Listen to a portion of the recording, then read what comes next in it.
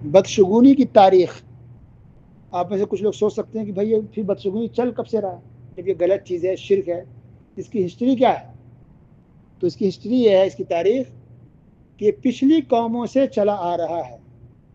پیغمبر رسول جو پہلے گزرے ہیں، ان کے جو زمانے کے جو لوگ کافر مشرک تھے ان کے زمانے کے، وہ لوگ بھی بدشگونی لیتے تھے، مشرکین لوگ. جیسے قوم سمود کے لوگ بدشگونی لیتے تھے. قوم سمود کی طرف کون سے نبی بھیجے گئے تھے؟ صالح علیہ السلام. تو ان کی قوم جو ہے، صالح علیہ السلام کی قوم میں جو مشرک تھے، کافر لوگ، وہ بدشگونی لیتے تھے. استغفر. اور بھی دوسری قومیں تھیں، اسی میں سے ایک ہے موسیٰ علیہ السلام کے زمانے کے جو مشرکین تھے، کافر لوگ تھے، ان کے زمانے کے، ان کی قوم کے لوگ. کیونکہ جو بھی پیغمبر گزرے ان کے زمانے کے جو لوگ تھے وہ کہتے ہیں ان کی قوم. اب ان کی قوم میں مسلمان بھی تھے، کافر بھی تھے. ٹھیک ہے. تو موسیٰ علیہ السلام کے زمانے میں جو کافر مشرکین تھے وہ لوگ بھی بدشگونی لیتے تھے، جیسا کہ اللہ رب العالمین نے قرآن میں ذکر فرمایا ہے. سورہ اعراف آیت نمبر 131، فَإِذَا جَاءَتْهُمُ الْحَسَنَةُ قَالُوا لَنَا هَٰذِهِ، کہ جب ان لوگوں کو خوشحالی پہنچتی، آسانی ہوتی، خوشحال ہوتے، تو کیا کہتے کہ تم ہماری وجہ سے، یعنی ہم اتنے قابل ہیں، ہوشیار ہیں، تو اس لیے ہمیں یہ دولت ملی ہے، یہ آسانی ملی ہے اور دنیا کی نعمتیں ملی ہے، یہ ہماری قابلیت کی وجہ سے، ہمارے ٹیلنٹ کی وجہ سے. ٹھیک ہے، ہماری محنت، ہم تو اس کے حقدار تھے، اس لیے ہمیں ملا ہے. وَإِن تُصِبْهُمْ سَيِّئَةٌ، لیکن اگر انہیں کوئی تکلیف پہنچتی تھی ان لوگوں کو تو کیا کہتے ہیں؟ يَطَّيَّرُوا بِمُوسَىٰ وَمَن مَّعَهُ، تو یہ مشرکین موسیٰ علیہ السلام سے اور ان کے ساتھ جو مسلمان تھے ان سے بدشگونی لیتے تھے.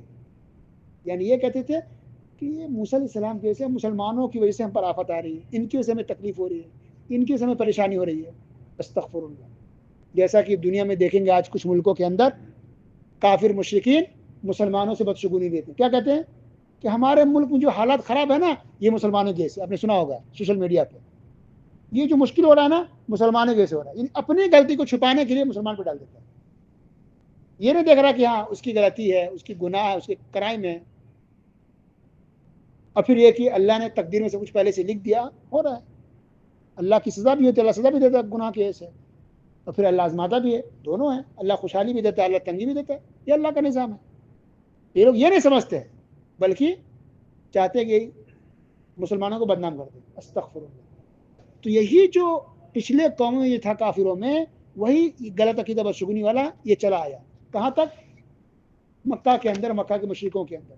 اس لیے زمانہ جاہلیت میں لوگ ایک دوسرے سے بدشگونی لیتے تھے. زمانہ جاہلیت یعنی نبی صلی اللہ علیہ وسلم کے مبعوث نبی بننے سے پہلے، آنے سے پہلے وہاں کے جو حالات تھے، جو لوگ گمراہی میں پڑے ہوئے تھے، ان حالات کو، اس زمانے کو زمانہ جاہلیت کہا جاتا ہے. لوگ بالکل گمراہ ہو گئے تھے نا، تو اسی کو زمانہ جاہلیت کہتے ہیں. ٹھیک ہے، یاد رکھیے. تو جیسے اسلام آیا، اللہ کے رسول صلی اللہ علیہ وسلم نبی بن کر کے اللہ نے کو نبی بنایا، پوری طاقت کے ساتھ قرآن حدیث دونوں طریقے سے اس غلط عقیدہ کو، بدشگونی کو ختم کیا گیا. کہا گیا کہ بدشگونی لینا اسلام میں صحیح نہیں ہے، بالکل غلط بات ہے. قرآن میں بھی اس کا ذکر موجود ہے اور حدیث میں بھی اس کا ذکر موجود ہے کہ بدشگونی لینا صحیح نہیں ہے. یہ لوگوں کا اپنا وہم ہے، اپنا گمان ہے، لوگوں نے اپنے سے بنا لیا ہے. یہ غلط بات ہے. کسی سے بھی بدشگونی لینا درست نہیں ہے، غلط بات ہے بالکل. ٹھیک ہے. تو اسلام نے اس عقیدے کو بالکل کینسل کر دیا، ختم کر دیا کہ یہ عقیدہ صحیح نہیں ہے، بدشگونی لینا بالکل غلط بات ہے.